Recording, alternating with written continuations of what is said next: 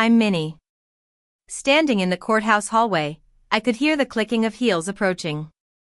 It was a sound I hadn't heard in 7 long years. I knew who it was before I even turned around. There she was, my mother, walking down the marble hallway in a navy dress, carrying a small bouquet of pink carnations. My father followed 2 paces behind in a gray suit, and my brother, Ryan, trailed 3 more steps back, his shoulders hunched. My mother stopped 6 feet from me and flashed that practiced smile. "Sweetheart, we came because we love you. We just want to meet our granddaughter. Blood is blood." I said nothing, just stared at my father, who refused to meet my eyes. Helen, my savior through all these years, stepped between us. "Diane, you weren't invited. You can leave now or stay and listen, but you do not touch my niece's child." My mother turned her head slightly, as if about to ignore Helen, and took a half step closer. "She's my granddaughter. I have a right." Helen cut in firmly, "You have no right. You have history, and that's not the same." Just then, my daughter, Lily, came out of the room holding a drawing. She looked up at my mother and asked, "Mommy, who is the lady?" I knelt down to her level and said calmly, "That's a lady Mommy knew a long time ago. Go inside and show Daddy your drawing." "Okay. Mommy will be right behind you." I stood up and looked at my mother. In the same cold voice she used to throw me out years ago, I said, "Mom, I have something for you. I opened it this morning at 7:42. I think you should read it before you say the word granddaughter again." I reached into my tote bag and pulled out the manila envelope. "Let me take you back to how I got here. I grew up in a small town called Greenfield, about an hour and a half south of the city. It was a tight-knit community where everyone knew everyone else's business. My family lived in a big white house on Elm Street. From the outside, it looked like the perfect family home, but inside, the atmosphere was often suffocating. My mother, Diane, was a controlling woman. She was the president of the local women's club and was always concerned about our family's reputation.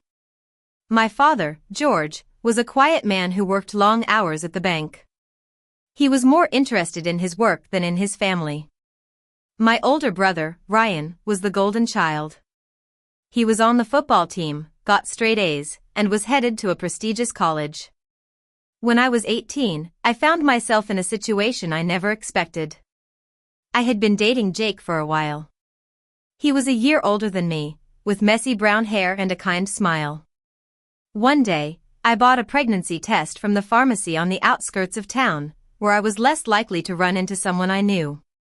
I took it in the bathroom of an old shed behind our house. When the 2 pink lines appeared, my world turned upside down. I called Jake that night from the treehouse in our backyard.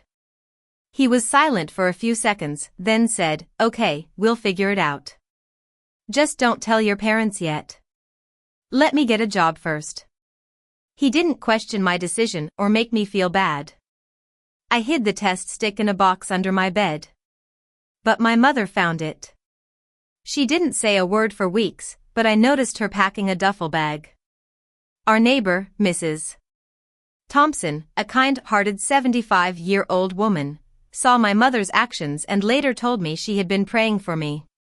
One Thursday evening, after I came home from my part-time job at the diner, my mother set the duffel bag in front of me in the kitchen.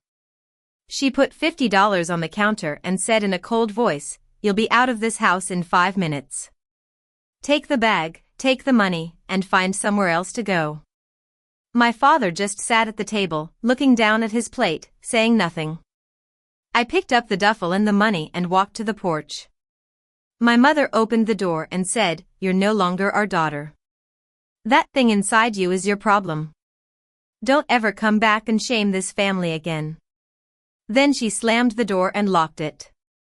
I stood there in the cold, counting the seconds. After a while, Mrs. Thompson came across the street in her slippers and held out her hand. She took me into her house, sat me at her table, and put a cup of tea in front of me. I made up the spare room. "The sheets are clean," she said. The next day, Jake's aunt, Sarah, drove from the city to pick me up. She had a warm smile and a kind heart. She said she had been expecting this call for a while. Jake had told her about our situation when he found out his mother was diagnosed with stage 3 breast cancer. He was going to take care of her, but he wanted to make sure I was okay. Sarah drove me to her place in the city. She had already prepared a room for me and bought a book about pregnancy. But the next morning, when I tried to call Jake, the line was dead. I later found out that my mother had canceled my phone line. I spent the next few months alone, except for Sarah's support. Lily was born at the local hospital. She had Jake's beautiful blue eyes. Sarah cut the cord, and Mrs. Thompson came to visit and held Lily in her arms, whispering, "Welcome home, baby girl." I decided to take the CNA program at the local community college. Sarah watched Lily during the day while I worked nights at a warehouse. It was hard, but I was determined to give Lily a good life. Lily's first birthday was a small gathering at Sarah's house. Mrs. Thompson drove down, and a few friends from my CNA class came with a cake. Sarah raised her glass and said, "To the people who showed up. This is our family." One Christmas, Sarah gave me a DNA testing kit. She said, "I want you to know who you are, Minnie. All of you." I finally took the test on Lily's pretend birthday and mailed it. A few months later, I was helping Sarah cater a wedding in her backyard. When I turned around, there was Jake. He had a beard and looked thinner.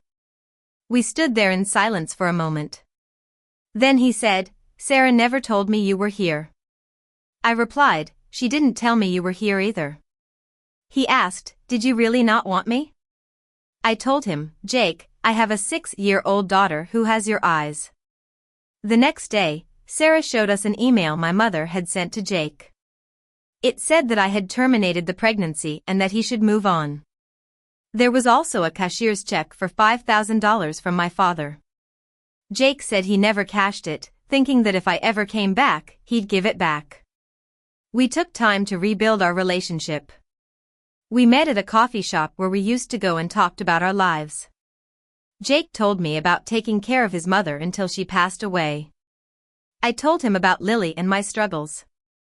On Lily's 6th birthday, Jake proposed to me. We were going to get married at the courthouse. But then, my parents showed up uninvited. Back in the courthouse hallway, my mother took the envelope from me. She opened it and read the first line. Her face went ashen. My father stepped up behind her and read it too. He didn't say a word for a long time. I reached into my tote bag again and pulled out Lily's hospital bracelet. "You said you wanted to meet your granddaughter. This was the only bracelet she ever wore with your last name on it. None of you came to the hospital. None of you called." My father looked at the bracelet and nodded slowly. "My mother was the best of us," he whispered. Then he turned and walked away. Ryan stepped forward and held out a piece of paper.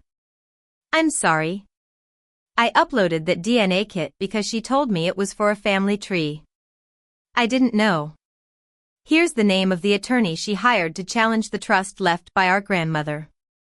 My mother stood there, holding the report, insisting it was a mistake. But I knew the truth. I said, "Mom, you taught me about blood for 18 years. But this morning, the word blood stopped being on your side. It's on mine now." The clerk, Mrs. Anderson, asked my mother to leave. She walked out slowly, and the door closed behind her. We went into the room and got married. Lily clapped, and then everyone else joined in. After the wedding, everything started to fall into place. The $185,000 trust left by my grandmother was transferred into Lily's account, with Sarah as the trustee. A few weeks later, Jake's cousin, along with his wife and children, came to visit. We had a great time together. Lily was so happy to have new cousins. My father sent me a letter a few months later. He wrote, "What I didn't finish in the hallway was the word fault. I meant your mother's, not yours. I knew for 25 years and never said what I owed you. I'm not asking for anything, just wanted you to have this in writing. I used to think that family was defined by blood, but now I know that family is the people who are there for you when you need them the most. The porch light at our new home in the suburbs is always on, a symbol that our door is always open, and our family is built on love and support.